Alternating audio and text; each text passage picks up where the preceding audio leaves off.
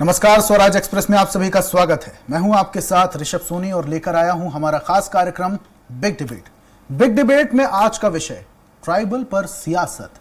मध्य प्रदेश में सत्ता के सिंहासन तक पहुंचने के लिए बीजेपी क्या नहीं कर रही है, उसी का नतीजा है कि शाह और मोदी आदिवासियों को साधने का भरसक प्रयास भी कर रहे हैं। भले ही शाह का दौरा निरस्त हो गया हो, लेकिन मोदी के दौरे के सहारे बीजेपी चुनावी वैतरणी पार करने का प्रयास करेगी।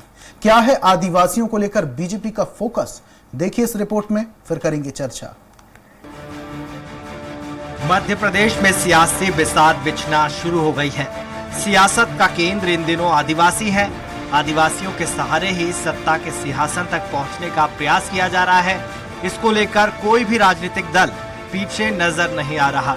दरअसल प्रधानमंत्री नरेंद्र मोदी 27 जून को भोपाल और शहडोल के दौरे पर रहेंगे। बीजेपी के शीर्ष नेता आदिवासियों की सभा को संबोधित करेंगे और ये दौरे कई मायनों में अहम है। मध्य प्रदेश की 1.75 करोड़ आबादी के साथ विंध्य महाकौशल की 68 सीटों पर फोकस करने का मेगा प्लान तैयार किया गया है। प्रदेश का आदिवासी वर्ग बीजेपी की पकड़ से बाहर होता जा रहा है। आदिवासियों के बीच अपने सबसे लोकप्रिय दोनों नेताओं को चेहरा बनाकर इस बड़े वोट बैंक को साधने की कोशिश कर रहे हैं। वहीं बताया जा रहा है कि रानी दुर्गावती गौरव यात्रा का समापन 27 जून को शहडोल में होगा। इस कार्यक्रम में प्रधानमंत्री नरेंद्र मोदी शामिल होंगे। सिकल सेल अनीमिया बीमारी से मुक्ति का कार्यक्रम भी लॉन्च होगा। 1 करोड़ आयुष्मान कार्ड का प्रतीकात्मक रूप से वितरण भी करेंगे। लालपुर में सभा करने के बाद प्रधानमंत्री 6 किलोमीटर दूर पकरिया गांव पहुंचेंगे। वहां एक जनजाति परिवार के घर पर रुककर समुदाय के लोगों से संवाद करेंगे।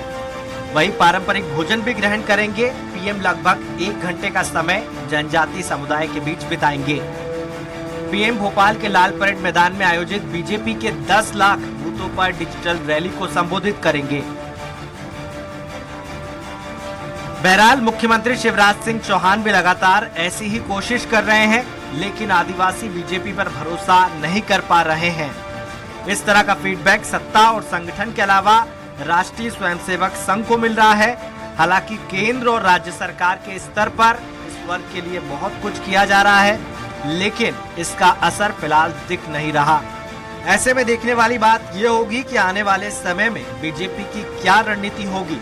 सलमान खान, स्वराज एक्सप्रेस।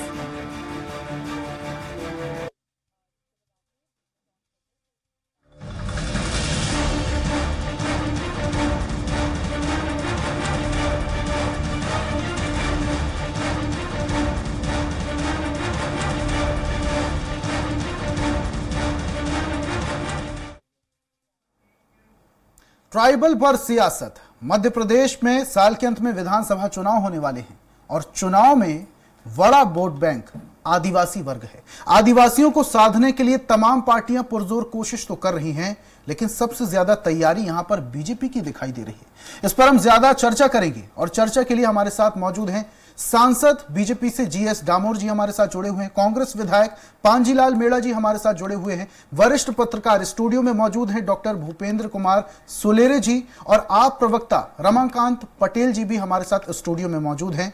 और इस चर्चा की शुरुआत सबसे पहले आप प्रवक्ता रमाकांत पटेल जी से। पटेल साहब, तमाम पार्टियां लोगों तक लुभाने की, अपने वादे प्रस्तुत करने की कोशिश कर रही हैं। कांग्रेस पार्टी की बात कर लूं, बीजेपी की बात कर लूं, आम आदमी पार्टी की बात कर लूं, लेकिन बीजेपी का जो फोकस है इन दिनों आदिवासियों पर ज्यादा है। क्या लगता है आपको कि 2018 में जो हुआ उसकी पुनरावृत्ति ना हो, इसलिए पुरजोर कोशिश बीजेपी कर रही है? क्योंकि बीजेपी से जब भी ये सवाल पूछा जाता है तो उनका कहना यह है कि लोगों से मुलाकात करने के लिए राजनीतिक नेता मंत्री तो पहुंचते ही रहते हैं, लेकिन ये सिर्फ मुलाकात नहीं है, यह हो सकता है आदिवासी वोट बैंक साधने का एक तरीका भी है। बिल्कुल ऋषभ जी, आप सही कह रहे हैं। आदिवासी वोट बैंक साधने का ही तरीका भारतीय जनता पार्टी अपना रही है। दरअसल भारतीय जनता पार्टी करती तो जरा सा है या कुछ भी नहीं करती, लेकिन अपने गाल जो है जरूर बजाती रहती है। वो बताती है कि हमने ये किया, हमने वो किया। अगर इन्होंने वास्तव में कुछ किया होता तो आज आदिवासी भाइयों की स्थिति ये नहीं होती कि वो अशिक्षित होते। उनकी शिक्षा के लिए कोई काम नहीं किया गया है, उनके बीमार होने पे उनके इलाज के लिए कोई काम नहीं किया गया है। यहां तक कि आप ताज्जुब करेंगे, आज भी आदिवासी अंचल में 2-2 किलोमीटर दूर से गर्मियों में पीने के पानी के लिए उनको जद्दोजहद करनी पड़ती है। यह किया है बीजेपी ने। आप बतलाइए कि आज आदिवासी वर्ग के लिए एसटी रिजर्व जो सीटें हैं, मैं यूनिवर्सिटीज की बात कर रहा हूं, तमाम विभागों में बात कर रहा हूं, वो तमाम पद खाली हैं। आरक्षण तो आपने दे दिया लेकिन भर्ती एक की भी नहीं की। तो बीजेपी ने अपने गाल बजाने के अलावा और कोई काम नहीं किया है। दूसरी तरफ कांग्रेस की अगर हम बात करें तो आजादी के बाद से देश के अंदर कांग्रेस की सरकार रही लंबे समय तक, फिर बीजेपी की आई। कांग्रेस ने अगर कुछ किया होता तो आज आदिवासियों को नंगे पैर नहीं रहना पड़ता, बिना कपड़ों के नहीं रहना पड़ता, अपनी रोजी रोटी के लिए यहां से वहां अपना गांव, अपना शहर, अपना जिला छोड़ करके दूसरी जगह नहीं जाना पड़ता। कई जगह के मजदूर कहीं और जाते हैं, पलायन करते हैं बड़ी मात्रा में। आप देखेंगे आदिवासी वर्ग के लोगों को अधिकतर आपको मिल जाएंगे, कहीं मकान बन रहा है वहां पर गैती फावड़ा चलाते हुए, तगाड़ी उठाते हुए। तो अगर इनका कुछ अच्छा किया होता, जैसे आज माननीय मुख्यमंत्री जी मोर पंख लगा करके और नृत्य करने का, आदिवासी वेशभूषा में होने का दावा करते हैं, दिखावा करते हैं। दरअसल अगर इन्हें जरा सा भी आदिवासियों के दुख दर्द और उनकी पीड़ा, उनके संघर्ष का एहसास होता तो जाकर के ये 1 महीने के लिए समय गुजार लें आदिवासी के किसी घर में, उनके जैसा रहें, वहीं उनके जैसा कमा करके दिखाएं, उनके जैसा खाना खा करके दिखाएं, तो पता चलेगा उनका जीवन कितना कठिन है। और उनके इस कठिन जीवन के लिए ये दोनों सरकारें लगातार जिम्मेदार रही। तो आपके कहने का मतलब ये पटेल साहब, ये समझा जाए कि प्रधानमंत्री अगर किसी आदिवासी के यहाँ रुकते हैं, एक दिन खाना खाते हैं, इतना काफी नहीं है। एक दिन खाना खा लेने से कुछ नहीं होता। अच्छा, एक बात मैं आपसे और समझना चाहूंगा, जैसा कि आपने बताया, लेकिन आदिवासी वर्ग का अधिकार होता है रोटी, कपड़ा, मकान, सड़क उनका अधिकार है, अच्छी यूनिवर्सिटी में एडमिशन लेना उनका अधिकार है, अच्छी नौकरी पाना भी आदिवासी वर्ग का अधिकार है। ये अधिकार कौन याद दिलाएगा उन्हें? आम आदमी पार्टी आदिवासियों के बीच में जाकर कब उनको इन अधिकारियों का एहसास दिलाएगी, जैसा बीजेपी कर रही है? देखिए, केवल याद दिलाने वाली बात नहीं है। एक होता है समता, एक होता है समानता। किसी नौकरी के लिए यदि कोई आवेदन देता है तो या आप इसको ऐसे समझ सकते हैं कि एक 100 मीटर की रेस है, एक तरफ एक लंगड़े व्यक्ति को उस रेस में शुरू करने के लिए किया जाता है, दूसरी तरफ हष्ट-पुष्ट व्यक्ति को। तो ये बराबरी की रेस तो नहीं होगी ना। उनके अधिकारों के लिए उनको उस प्रकार से पहले तैयार तो करना चाहिए। उनको प्रारंभिक शिक्षा ही नहीं मिली है, उनकी नींव ही कमजोर है, तो वो कैसे आगे बढ़ेंगे बताइए आप। तो बीजेपी ने तो अभी तक यही नहीं किया कि उनकी प्रारंभिक शिक्षा, उनकी प्रारंभिक नींव, उनका बेस मजबूत करें, या कांग्रेस ने ऐसा नहीं किया। इसलिए आज भी वो संघर्ष कर रहे हैं, आज भी वो 2 वक्त की रोटी के लिए परेशान है। कहीं धान में रोपा लगाने की बात आती है तो आदिवासी वर्ग के लोग अपने जिले से और दूसरे जिले जाते हैं, धान काटने की बात आती है, गेहूं काटने की बात आती है। तमाम ठीक है पटेल साहब, जितने भी आदिवासी सम्मेलन कर लिए जाएं, जितने भी दावे और वादे कर लिए जाएं, लेकिन जमीनी हकीकत यही है कि आदिवासी आज भी मूलभूत सुविधाओं के लिए जूझ रहा है। बीजेपी से हमारे साथ जीएस डामोर जी जुड़े हुए हैं, सीधा उनका रुख करता हूं मैं। डामोर साहब, पूरी बात आपने आप प्रवक्ता की सुनी। रमाकांत पटेल जी कह रहे थे आदिवासियों के लिए तमाम सम्मेलन आप कर लें, आदिवासियों के लिए तमाम नेता जमीनी स्तर पर जाकर उनसे मुलाकात कर लें, लेकिन मूलभूत सुविधाओं के लिए आदिवासी तो आज भी परेशान हो रहा है। मध्य प्रदेश में 18 साल से बीजेपी की सरकार है, लेकिन आदिवासी सम्मेलन करने की जरूरत पड़ रही है। केंद्र के नेताओं को आकर आदिवासियों के घर पे रुक कर खाना खाने की जरूरत पड़ रही है। उन्हें मूलभूत सुविधाएं कब मिलेंगी साहब? देखिए, आजादी के बाद पहली बार केंद्र में माननीय नरेंद्र मोदी जी के नेतृत्व में भारतीय जनता पार्टी की सरकार बनी, तब जनजाति समाज के इतिहास को और गौरव को लौटाने का काम अगर किया है तो भारतीय जनता पार्टी की सरकार ने किया। हमारे कई फ्रीडम फाइटर्स हुए हैं जिन्होंने आजादी के लिए अपने प्राणों को न्यौछावर किया, परंतु ये कुछ ऐसे इतिहासकार रहे हैं जिन्होंने उन तमाम प्रयासों को दफना दिया। कहीं इतिहास में जनजाति नायकों को जो सम्मान मिलना चाहिए था, वो गौरव मिलना चाहिए था, वो गौरव अभी तक नहीं मिला। पहली बार भारतीय जनता पार्टी की सरकार ने पूरे देश में जितने जनजाति नायक हुए हैं उनका इतिहास खोजा है, उनको मान सम्मान देने की बात की है। अगर आपको याद होगा कि 15 नवंबर 2021 को माननीय प्रधानमंत्री जी भोपाल आए और भोपाल में आकर के 15 नवंबर जो कि भगवान बिरसा मुंडा का जन्मदिन है, उस जन्मदिन को जनजाति दिवस के रूप में घोषित किया और यह भी कहा कि जिस प्रकार से महात्मा गांधी की जयंती मनाई जा रही है पूरे देश में, उसी प्रकार भगवान बिरसा मुंडा की भी जयंती मनाई जाएगी। और भोपाल में ही रानी कमलापति के नाम से रेलवे स्टेशन किया। ऐसे मैं आपको बता दूं कि प्रधानमंत्री जी ने और हमारे यशस्वी मुख्यमंत्री जी ने तमाम जनजातीय गौरव, जितने भी हमारे जनजातीय गौरव रहे हैं, नायक रहे हैं, उनकी जन्मस्थली, उनकी कर्मस्थली को विकसित किया।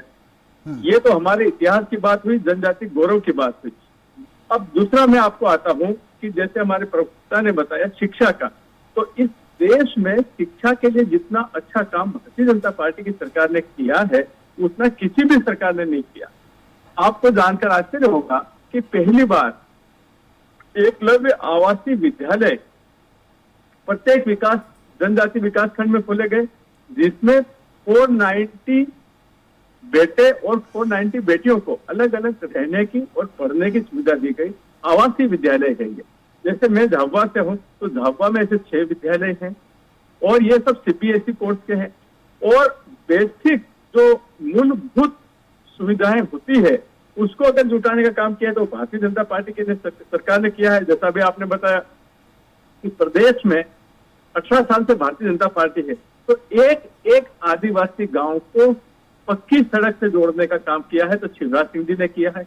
एक गांव में बिजली पहुंचाने का काम किया है तो शिवराज सिंह जी ने किया है। बड़े निवेदन के साथ में आपको सिंचाई की सुविधाएं, एक मिनट, सिंचाई की सुविधाएं अगर उपलब्ध करवाने का काम किया है तो वो भारतीय जनता पार्टी की सरकार ने किया। आपको जानकर आश्चर्य होगा कि नर्मदा से जो जनजाति बाहुल्य जिले हैं, अलीराजपुर, धार, झाबुआ, खरगोन, खंडवा, यहाँ पर नर्मदा का पानी के लिए हमारी योजनाओं के काम चल रहे हैं और अलीराजपुर में काम पूरा हो चुका है। हम मूलभूत सुविधाएं उपलब्ध करवा रहे हैं और हर प्रकार से प्रयास कर रहे हैं कि जनजाति समाज के लोगों का जीवन स्तर ऊंचा उठे, उनकी आर्थिक स्थिति से वो मजबूत हो।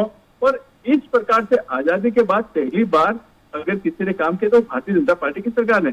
मैं आपको ये भी बता देना चाहता हूं कि कांग्रेस की सरकार ने तो सिर्फ और सिर्फ आदिवासियों को वोट बैंक समझ रखा था और साल में एक बार उनके साथ फोटो खिंचवाते थे, उनको एक झूठा आश्वासन देते थे कि हम तुम्हारी। ठीक है सांसद साहब, अगर आपकी बात मान भी लिया जाए, कांग्रेस पार्टी ने आदिवासियों को सिर्फ वोट बैंक किया था, बीजेपी पार्टी ने हमेशा से आदिवासियों के उत्थान के लिए तमाम सारे काम किए। आदिवासी सम्मेलन की अगर मैं बात कर लूं, टंट्या मामा की अगर मैं बात कर लूं, तमाम चीजों की भी अगर मैं बात कर लूं, तो 2018 में क्या हो गया था? क्या ऐसी वजह थी? आदिवासियों ने दरकिनार कर दिया था बीजेपी पार्टी को और अपना बहुमत कांग्रेस पार्टी को दे दिया। मैं आपको बताता हूं, उसका एक मुख्य कारण मैं बताता हूं कि जैसा आप जानते हैं कि हमारा आदिवासी समाज भला भाला समाज है और वो बहकावे में और छल कपट के में जल्दी आ जाता है। तो यही स्थिति 2018 में घटित हुई जब कांग्रेस ने बोला कि हम आपके कर्जे माफ कर देंगे, हम आपको आपके बच्चों को बेरोजगारी भत्ता देंगे, आदिवासी क्षेत्रों में जितनी हमारी महिला समूह थी उनके बोले कर्जे माफ कर देंगे। ऐसे तमाम झूठे आश्वासन दिए तो हमारा आदिवासी समाज उस धोखे में आ गया और धोखे में आकर के कांग्रेस को वोट दे दिया। परंतु वापस से आऊंगा आपके पास, और भी मेहमान हमारे साथ जुड़े हुए, कांग्रेस विधायक पांजीलाल मेड़ा जी हमारे साथ जुड़े हुए, उनका रुख करता हूं मैं। मेड़ा साहब, पूरी बात आपने सांसद जी की सुनी। उनका कहना है कांग्रेस ने सिर्फ और सिर्फ आदिवासियों को वोट बैंक समझा, लेकिन अगर उनका उत्थान किसी ने किया तो बीजेपी पार्टी ने।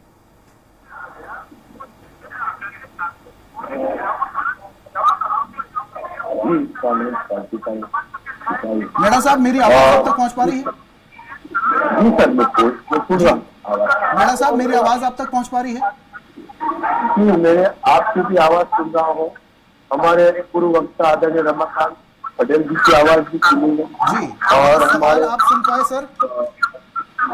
आदरणीय दामोदर साहब की भी बात सुनी और आज आप मुझसे जो भी सवाल करेंगे मैं आपके सवाल का जवाब दूंगा। बेड़ा साहब, मेरे सवाल आपने सुना? जी बिल्कुल। मैं एक बार फिर से अपना सवाल दोहरा देता हूं विधायक साहब। डामोर जी का कहना है कि आदिवासियों के लिए जितना कुछ उत्थान का काम किया सिर्फ बीजेपी पार्टी ने किया, कांग्रेस ने सिर्फ और सिर्फ आदिवासियों को वोट बैंक समझा हमेशा से।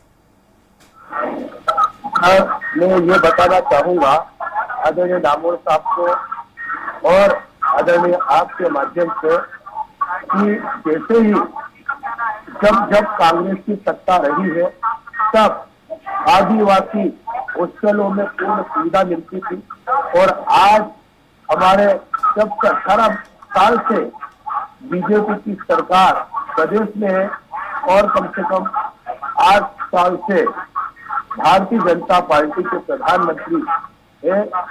पर आज जैसे ही हमारे प्रधानमंत्री नरेंद्र मोदी जी बने उस समय से जो हमको आदिवासी मूलभूत आवश्यकताओं के लिए केंद्र सरकार से, चाहे वो किसान के लिए हो, गरीबों के लिए हो और जो भी आवश्यकता है के लिए जो आदिवासी हितग्राही उन्नत योजना थी वो इन्होंने सबसे पहले बंद करी।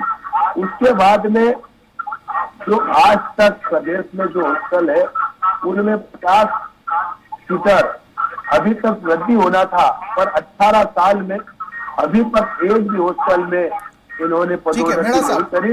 मेड़ा साहब माफ कीजिएगा, मैं निवेदन के साथ आपको रोक रहा हूं। अगर बैक में आपके कोई टीवी चल रही है, कुछ साउंड चल रहा है तो कृपया उसे स्लो कर लें, प्रॉपर आवाज नहीं आ रही है। वापस से आपके पास आऊंगा। वरिष्ठ पत्रकार डॉक्टर भूपेंद्र जी हमारे साथ जुड़े हुए हैं। भूपेंद्र साहब, तमाम मेहमानों को आपने सुना, क्या लगता है आदिवासी आज के वक्त में मध्य प्रदेश में सिर्फ वोट बैंक बनकर रह गया है? क्योंकि आदिवासियों की याद तभी नेताओं मंत्रियों को आती है जब कोई चुनाव हो रहे होते हैं। देखिए, जो जनजातीय वर्ग है, आदिवासी जो वोटर है मध्य प्रदेश में बहुआत है और लगभग 1.25 करोड़ वोटर है और लगभग आबादी 2,60 लाख के लगभग है। 68 सीटें हैं, 21 सीटें आई थी उनके पास, अब उनकी जो 48 सीटें हैं वो 47 सीटें हैं वो उनको गेन करना चाहते हैं। आदिवासी का मूलतः वोट कांग्रेस का वोट रहा था, लेकिन पिछले चुनाव में 2018 में वो शिफ्ट हो गया कांग्रेस में फिर से, जो बीजेपी में चला गया था। अब जो स्थितियां बन रही हैं तो उसके चुनाव में देखते हुए बीजेपी ने पहले से ही स्ट्रेटेजी बना ली थी। अभी जैसे डामोर जी ने बोला कि 75वें वर्ष में उन्होंने पूरे भारत के जितने भी इंस्टीट्यूट थे, यूनिवर्सिटियां थीं, उन्होंने जनजातीय योद्धाओं के बारे में कार्यक्रम किए, सेमिनार किए, लोगों को जागृत किया। साथ में राजनीतिक रूप से भी उन्होंने काम किया। देश का राष्ट्रपति उन्होंने जनजाति समुदाय से बनाया, मध्य प्रदेश में राज्यपाल जनजाति समुदाय से बनाया और उनके प्रवास लगातार किए गए। साथ में उनकी विचारधारा की जो संगठन है बनवासी कल्याण आश्रम, वो भी काम कर रही है और वो उस स्तर पे काम कर रही है, ग्रास रूट पे बेस पे काम कर रही है। लेकिन साथ में जो कांग्रेस की समर्थन वाली जो मिशनरी सोसाइटियां हैं जो काम कर रही है आदिवासी वाले क्षेत्रों में, वो कांग्रेस के लिए ही काम कर रही हैं। तो अब ये स्थिति है कि क्या ये जो 18 में जो वोट शिफ्ट हो गया था कांग्रेस में, क्या पुनः शिफ्ट हो पाएगा बीजेपी में? और बीजेपी उसके लिए प्रयास कर रही है। लेकिन साथ में जो चेहरा यहाँ जो सीएम शिवराज जी का है, सीएम 18 साल से इनकी सरकार है और 16 साल से लगभग उनका कार्यकाल है, और उस चेहरे से संगठन, उनके संगठन के लोग, बीजेपी के लोग और जनता पसंद नहीं कर रही है। इसलिए इस फेस को लाने के लिए वो मोदी का चेहरा यहाँ पे ला रहे हैं। अब उसमें सफलता असफलता का कैलकुलेशन तो बाद में लगाएगा। अब जो पार्टी जो निश्चित रूप से जो विपक्ष में है अभी कांग्रेस उसको कैसे फेस कर पाती है। अभी उन्होंने भारत जोड़ो यात्रा उसी बेल्ट से निकाली थी, इंदौर, खरगोन, जो अलीराजपुर, ये जो बेल्ट थी, मालवा का जो वनवासी क्षेत्र जहाँ कांग्रेस अच्छी स्थिति में आई थी अभी जीत के, तो अब उस चीज़ को कैसे जीवित रखती है, ये उनके सामने भी चैलेंज है। और साथ में उनको जो 15 महीने की जो सरकार का जो वैक्यूम उनका जो क्लियर वो खाली हुआ था, वो जो भरा है, तो वो उसमें कार्यकर्ताओं में एनर्जी है, निश्चित रूप से कांग्रेस में भी। तो अब बीजेपी के लिए जो शिवराज जी का चेहरा है, उनके जो संगठन के जो बी.डी. शर्मा जी हैं, अब वो उस लेवल पे उनके जो सर्वे आ रहे हैं वो इस लेवल पे आ रहे हैं कि पसंद नहीं किया जा रहा है। तो इसलिए ये लॉन्च कर रहे हैं प्रधानमंत्री जी को, नड्डा जी को और साथ में अमित शाह जी को। आगे जाके और भी स्ट्रेटेजी बनाएंगे ये। अब ये इनको समझना चाहिए कि राजनीति सत्ता के लिए की जाती है और अपने विचारधाराओं को फैलाने के लिए की जाती है। तो इसलिए अब ये लोग इसको कैसे फाइट करते हैं, क्योंकि जो बीजेपी का संगठनात्मक है वो वनवासी कल्याण संघ वगैरह काम कर रहे हैं, वो भी उनको फीडबैक दे रहे हैं और उस तरह से उनका काम होता है। अब ये किस मिशनरी से किस तरह से यूज करते हैं, कैसे काम करते हैं, क्या वो फिर से योजनाओं का प्रलोभन देना जो ठीक है। लेकिन भूपेंद्र साहब, आपसे एक वरिष्ठ पत्रकार होने के नाते ये बात भी मैं समझना चाहूंगा, आदिवासी वर्ग में इस बार कंफ्यूजन की स्थिति हो सकती है, कश्मकश की स्थिति हो सकती है। 2018 के बाद जब निर्णय आदिवासी वर्ग ने बदला, क्या वही स्थिति दोबारा से हो सकती है? देखिए, जो वोट होता है ना, इन लोगों का गांव लेवल पे अच्छा काम है दोनों पार्टियों का, और यहाँ पे टू पोल इलेक्शन ही होगा। और पार्टी, आम पार्टी जो भी है वो हिंदी बेल्ट में प्रभावित ज़्यादा नहीं करेगी, लेकिन अपना खाता खोल सकती है, लेकिन वर्सेस चुनाव कांग्रेस और बीजेपी में ही होगा। अब जो प्रयास हैं इनके नीचे लेवल पे, क्या होता है कि जो 5% जो पोलराइज होता है, जो इलेक्शन के टाइम पे जो स्टेटमेंट बोले जाते हैं, जो एक्टिविटीज़ होती हैं, वो वोट अब आप मान लीजिए कि लगभग 80 सीटें जो 5000 से 200 से 5000 के बीच में क्लियर होती हैं, वो लाखों तक पहुंच ही नहीं पाती। ठीक है भूपेंद्र जी, समय की बाध्यता है, आपके पास वापस से आऊंगा। मेड़ा साहब, मेरी आवाज आप तक पहुंच पा रही है? पांजीलाल मेड़ा जी, मेरी आवाज सुन पा रहे हैं? जी, मैं सुन रहा हूं। ठीक है मेड़ा साहब, आपसे ये समझना चाहेंगे, बीजेपी के शासनकाल में पहली आदिवासी महिला राष्ट्रपति बनती हैं, राज्यपाल आदिवासी से। आदिवासियों के लिए तमाम सारे काम किए जाते हैं, हबीबगंज रेलवे स्टेशन को बदलकर रानी कमलापति कर दिया जाता है, आदिवासी सम्मेलन किया जाता है। इससे पहले बहुत लंबा वक्त कांग्रेस ने शासन किया, और आने वाले वक्त में कांग्रेस ऐसा क्या करेगी आदिवासियों के लिए कि इस बार वोट चेंज हो? क्योंकि अब तो आम आदमी पार्टी भी है जमीनी स्तर पर, तो कंपटीशन तो कांग्रेस के लिए और तगड़ा है। सर, पूरे प्रदेश के आदिवासी भाई समझ चुके हैं कि भारतीय जनता पार्टी में कितना इनका क्या नुकसान और क्या फायदा हुआ है। आज बेरोजगार लोग समझ चुके हैं, बेरोजगारी इतनी बढ़ गई है सर कि इन्होंने बेकलाल पदों की भर्ती 18 साल से नहीं करी, आज पदोन्नतियां नहीं करी। आज मास्टर टीचरों ने, आज उनकी पेंशन, जब कांग्रेस की सरकार थी तब पेंशन चालू थी, पर इन्होंने जैसे ही 2004 के बाद में इनकी सरकार आई, सबसे पहले इन्होंने पेंशन बंद करी, जो कर्मचारियों का बुढ़ापे का सहारा होता है, और इस प्रकार से इन्होंने कई ऐसी योजनाएं बंद कर दी जो आदिवासी एवं अन्य समाज के में होती थी। चलिए ठीक है मेड़ा साहब, समय की बाध्यता है, चर्चा अपने अंतिम दौर में है। डामोर साहब, आदिवासियों के लिए इस बार बीजेपी और क्या कुछ पिटारा खोलने वाली है, क्योंकि कंपटीशन तो इस बार तगड़ा है, आम आदमी पार्टी भी जमीन पर है। जल्दी से अपनी बात रखिएगा, समय की बात। आपने बहुत अच्छा सवाल किया। हमारे यशस्वी प्रधानमंत्री जी ने पूरे देश के 80 करोड़ गरीब लोग, जिसमें से अधिकांश हमारे आदिवासी समाज के लोग हैं, निःशुल्क राशन दिया जा रहा है। प्रत्येक गरीब आदिवासी को प्रधानमंत्री आवास दिया जा रहा है। और हमारे माननीय विधायक जी ने बहुत अच्छी बात बोली है कि हमारा आदिवासी समझ चुका है अब कि उनके लिए कौन सी पार्टी अच्छी है, क्योंकि उन्होंने कांग्रेस के 60 साल का शासन देखा और भारतीय जनता पार्टी का भी माननीय प्रधानमंत्री जी के नेतृत्व का 9 साल का, और शिवराज सिंह जी और हमारी भाजपा के प्रदेश में 18 साल। आखिरी सवाल में लेना चाहूंगा डामोर साहब, समय की बाध्यता है, बेमिसाल कार्य हुए हैं, समय की बाध्यता है, वापस से आपके पास नहीं आ पाऊंगा। चर्चा अपने अंतिम दौर में है। रमाकांत जी, 20 सेकंड का समय है। आम आदमी पार्टी को आदिवासी वोट क्यों देगा? क्योंकि इस बार तो कंपटीशन आपके लिए आसान बिल्कुल भी नहीं। 18 साल बीजेपी का शासनकाल, उससे पहले कांग्रेस का शासनकाल। देखिए ऋषभ जी, आम आदमी पार्टी ने जो काम करके दिखाया है, दिल्ली में हो या पंजाब में हो, लोगों को निःशुल्क बिजली, निःशुल्क पानी, आवागमन की निःशुल्क व्यवस्था, किसानों को फसल खराब होने पे 15,000 रुपए एकड़ का मुआवजा, किसानों को फसलों का दाम, रोजगार की व्यवस्था, अच्छी शिक्षा जो सबसे जरूरी है, अच्छे इलाज की व्यवस्था जो आज तक आदिवासी समाज को मिल नहीं पाई, न शिक्षा न स्वास्थ्य। तो आम आदमी पार्टी के यहां पर आने से, यहां पर आम आदमी पार्टी की सरकार बनने से सबसे ज्यादा अगर फायदा होगा तो आदिवासी वर्ग को होगा, जिनके बच्चे पढ़ नहीं पाते, जिनके लोगों मतलब का ये इलाज समझा नहीं जाए हो पटेल पाता। साहब कि आदिवासी वर्ग के पास अब बीजेपी और कांग्रेस के अलावा एक विकल्प और है वोट देने का। बहुत बहुत शुक्रिया तमाम मेहमानों का हमारे साथ जुड़ने के लिए। बीजेपी सांसद जीएस डामोर जी हमारे साथ जुड़े हुए थे, कांग्रेस विधायक हमारे साथ पांजीलाल मेड़ा जी, वरिष्ठ पत्रकार भूपेंद्र जी और आम आदमी पार्टी से रमाकांत पटेल साहब हमारे साथ जुड़े हुए थे। चारों मेहमानों का हमारे साथ चर्चा में शामिल होने के लिए और अपने तर्क रखने के लिए बहुत बहुत शुक्रिया। और आज हम बात कर रहे थे ट्राइबल पर सियासत की।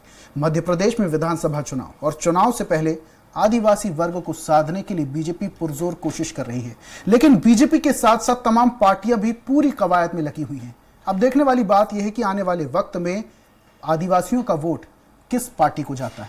एक नए विषय के साथ, एक नई चर्चा के साथ कल फिर हाजिर होंगे। तब तक के लिए मुझे दीजिए इजाजत और आप देखते रहिए स्वराज एक्सप्रेस। नमस्कार।